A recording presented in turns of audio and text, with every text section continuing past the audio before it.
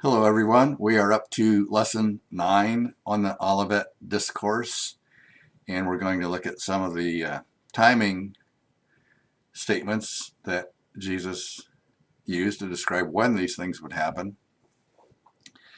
So I will go ahead and read from the 3 parallel passages here. Matthew 24 verses 32 to 36. Now learn the parable from the fig tree. When its branch has already become tender and puts forth its leaves, you know that summer is near. So you too, when you see all these things, recognize that he is near, right at the door. Truly I say to you, this generation will not pass away until all these things take place. Heaven and earth will pass away, but my words will not pass away. But of that day and hour no one knows, not even the angels of heaven, nor the Son, but the Father alone.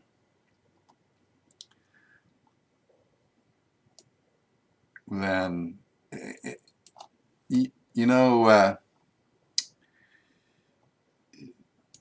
just a comment before we read the other ones. This is just after the verses that say, immediately after the tribulation of those days, there'll be these signs in the heavens: the sun darken, the moon not give its light, the stars fall. And then you'll see the Son of Man coming on clouds. So just keep the context. Maybe I should have had that there too. So when he says, when you see all these things, recognize that he's near, right at the door. That's right in that context. So he's about to come when you see all these things.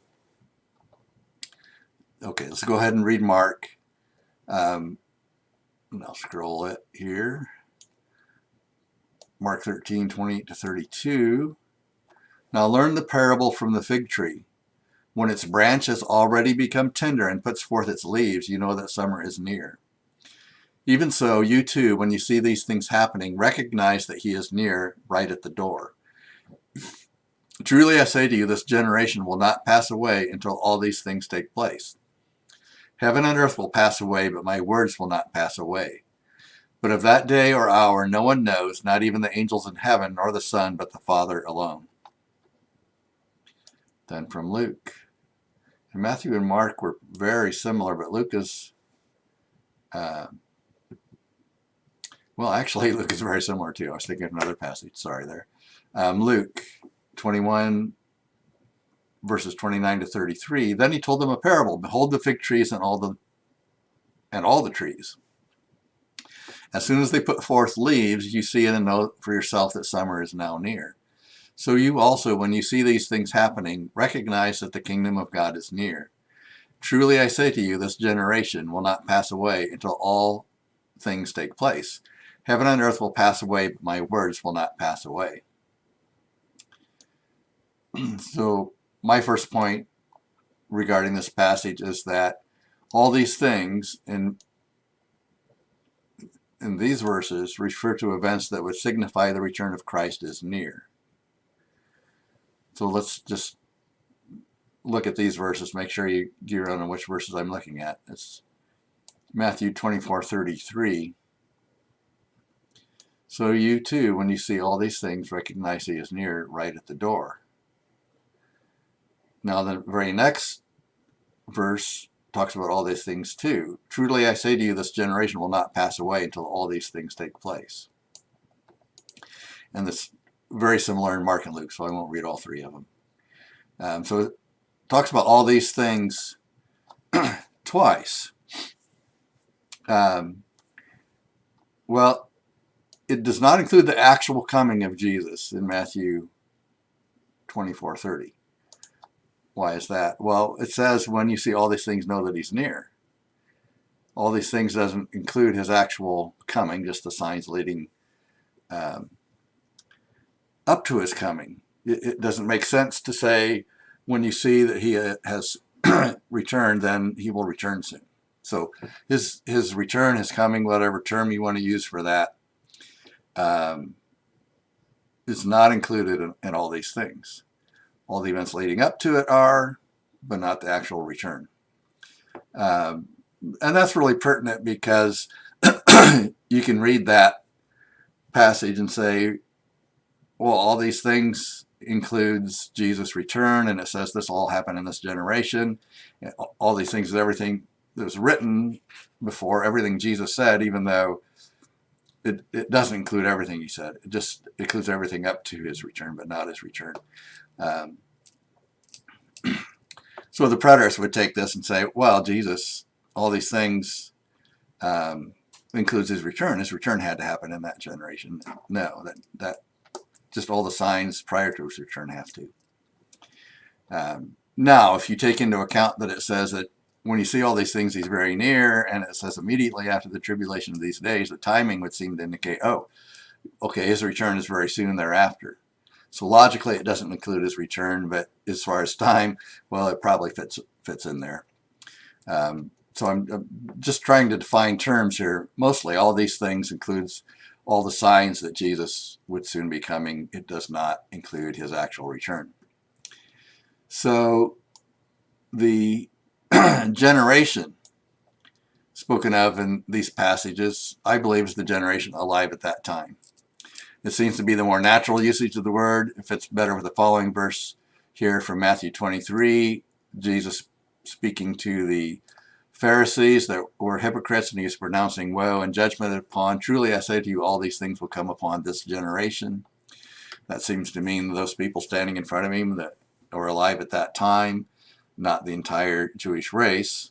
Well, then I point out that word can mean a race of people. That is a possibility. But in this case, Jesus would be saying that the Jewish race would not cease to exist before all these things occur. To me, that's kind of obvious. Well, they're not going to be killed off is the idea, but the main point is not that. The main point is this passage is all about timing. This passage is all about when things are going to happen. And he's saying that this generation is the ones alive at that time is more of a timing statement. So in the context, it seems to fit. There's a lot more, people do a lot of research and debate on this subject based on their different views. I'm not going to do that. I'm just going to say that's my view, as it is that generation alive at that time. And we'll go from there. Now, point 3, though, is that even though it says this generation will not pass away until all these things take place, the key is what the phrase take place means. It's a translation of the Greek word ginomai, which means come into existence. It can be used of an event occurring because that event comes into existence in time. When used of a series of events, it does not necessarily mean all those events must occur, but only that the series would begin. That series of events come into existence. I like to use the example that for the United States, World War II came into existence when the Japanese bombed Pearl Harbor.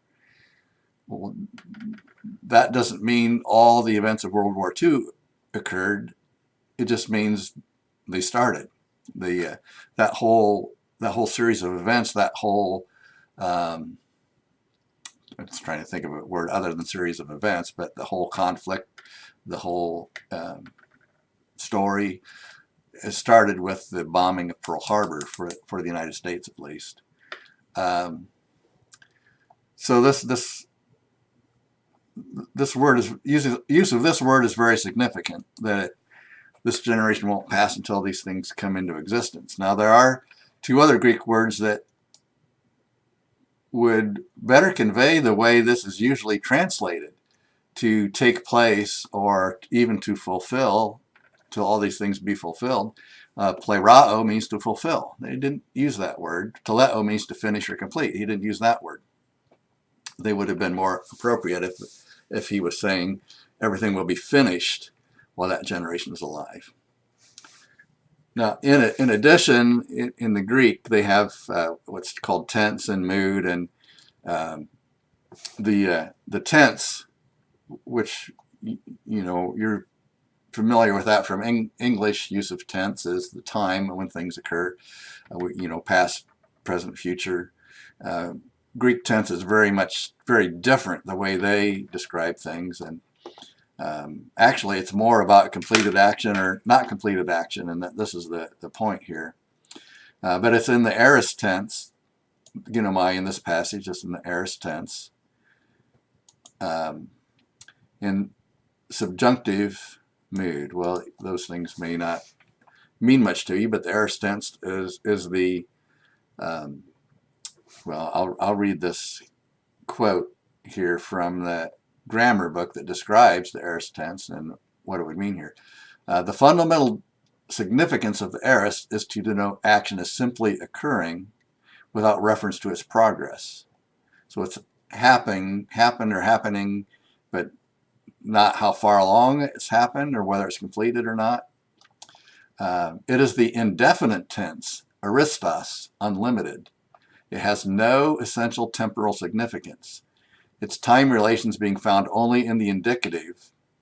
Now, indicative is a mood of a statement of fact, and subjunctive is a mood of potential. So when I said it earlier, it's in the subjunctive mood. The point is it's not in the indicative. So there's time relations in the indicative, but not the subjunctive. That, unless you know a little bit of Greek, that doesn't mean anything to you.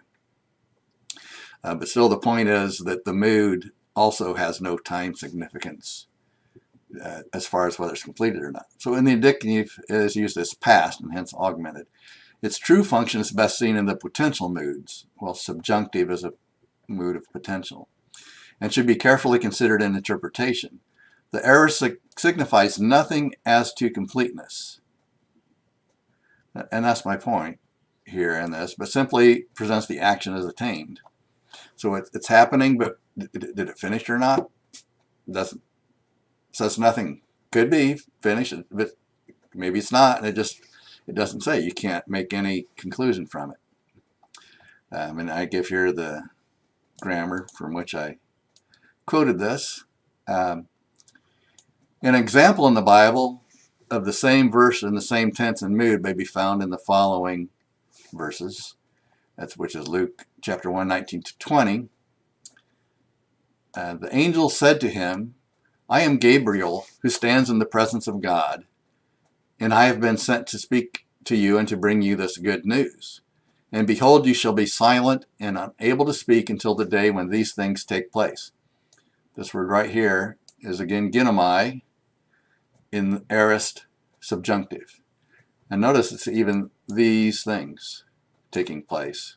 That's very similar to what we're looking at. Till this generation won't pass away till all these things take place. Okay, I broke in on that and didn't finish reading the verse.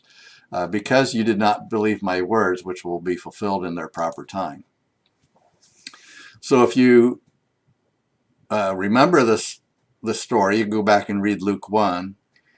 The angel appears to Zacharias and predicts they're going to have a son. Zacharias and Elizabeth, John the Baptist. He foretells John the Baptist's ministry, and he'd go out in the power of Elijah and turn the people back to God, and those kind of things. You can go back and read Luke 1. So those are all those things, all these things. They're going to have a son. He's going to be great in the Lord and full of the Spirit and turn people back to God and be like Elijah. So, well, here, this is what I already said. That verb is ginomai in the aorist subjunctive mood. And this is just, again, saying, just relating the story that I was saying. So, in the story, though, how long was Zacharias mute? If he was to be mute until all these things take place, he was mute until John the Baptist was circumcised. All those things hadn't been completed. They started with John being born and circumcised, but he didn't grow up and start his ministry and go in the power of Elijah and turn people back to God and all that yet. So the point is, this is just an example where almost exactly in the same type of language, this ginomai in the same tense and mood is speaking of something starting beginning, commencing, coming into existence is the word, but not being completed. So he was mute until those things commenced, actually, not until they were all finished. So the point is, when Jesus was only saying all these things would commence within that generation, not that they would all be completed within that generation. His statement does not require Jesus' return within that generation. Therefore, you do not have to interpret the Son of Man coming as the destruction of the temple, as the preterists do, in order to not contradict the statement of Jesus regarding this generation. and that's a very key point in the whole preterist scheme, is that if Jesus' coming had to happen in that generation, what was it? Well, it had to be the destruction of the temple, and that, so with symbolic language, that his coming was the destruction of the temple and Jerusalem, of course, along with it. But if we unlink that, no, that's not required. Now, if it's not required that be the case, then a lot of the foundation of their argument that has to be the correct interpretation, it falls apart. Well, I wouldn't say a lot of it. I would say it just does. It's that didn't have to be Jesus coming in judgment to destroy the temple. It can still be a literal bodily descent to earth. So I think we'll have at least another lesson, but I want to summarize 3 key points on the interpretation of the Olivet Discourse that I think helps us have the right understanding of it. One is here the end spoken of when the disciples came and asked Jesus. One of the things is, what will be the end of the age? What is the sign of your coming in the end of the age? I believe that is the end of the age of the people of Israel, the Jewish people, being under the Gentile domination instead of being ruled by their own king. So it's the age of not having the Messiah come, is another way of saying it. The age of being Messiah-less. And so in that context, the false Christ and Messiahs were saying the end was soon, meaning they would defeat Rome and return the kingship to Egypt. So when Jesus is saying to flee to Jerusalem, because they're saying the end is near, Jesus is saying the end is not yet. These are only the beginning of sorrows. I commented on all this before, but that fits the context to me much better. That's the idea, is Jesus is saying, no, you're not going to defeat Rome, so flee. That really fits in the idea that Jesus was giving not so much a chronology up to the siege of Rome, but the reason to flee, because he says, therefore, when you see the abomination of desolation, and we dealt with what I believe that refers to. But when you see this, flee. Therefore, because you're not going to win. It's not the time yet. So that's the first of the 3 points. The second of the 3 is the tribulation spoken of by Jesus began soon after he spoke and will continue until his literal bodily return. So again, when he said, the end is not yet, these are only the beginning of sorrows. And if he's saying you're not going to defeat the Romans, it's only the beginning of sorrows. So flee Jerusalem. That it seems to me that would mean these sorrows continue past the destruction of Jerusalem. And again, I dealt with this earlier, because this is just a summary, but the point is, this tribulation is not, like the preterists would say, just the time period around the destruction of Jerusalem. It's not like the futurists, or in more particular the dispensational, premillennial, pre-tribulation rapture view, that these are 7 years of tribulation before Jesus comes back. I believe the point is this tribulation spreads out over the time from Jesus walking on the earth till the time that he returns, that it's a continuous thing. And then the point really that I just have made here is that the timing statements such as this generation will not pass away until all these things take place do not force the interpretation that the coming of Jesus is the destruction of Jerusalem and the temple. As we went through this, all the verses that seem to force this, as we looked at it, I think I've demonstrated that they don't force it. So the summary of this is really that this is a lot different than most people think, but it still has the historical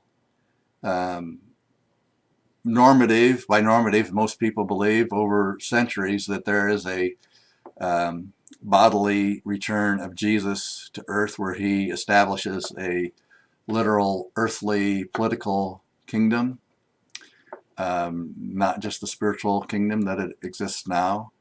And that's all consistent with what he said on the Mount of Olives to his disciples about what they could expect in the future. So again, thank you for listening. I hope that's helpful and challenging and interesting and all those things, but especially that it's helpful. And I will have at least one more lesson, so look for that. Thank you. Bye-bye.